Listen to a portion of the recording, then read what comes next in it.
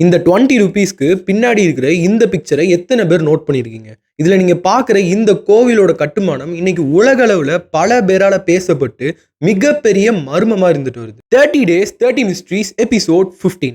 மகாராஷ்டிரால எல்லோரா கேவ்ஸ்ல ஏறக்குறைய ஒரு 34 கேவ்ஸ் இருக்கும். அதுல கேவ் 16ல தான் அந்த நோட்ல அச்சடிக்கப்பட்ட கைலாசநாதர் கோவில் இருக்குது. இத 8th செஞ்சுரியில ராஷ்டிரகுட்டா டைனாசிட்டியை சேர்ந்த மன்னர் கிருஷ்ணா லார்ட் சிவாக்கு கெட்டின கோவில்னு சொல்றாங்க. இதுல சிறப்பு என்னன்னா, இந்த கோவில் கற்களால அடுக்கி கெட்டப்படல. ஒரு பெரிய மலையை மேல இருந்து கொடைஞ்சு செதுக்கி இருக்காங்க.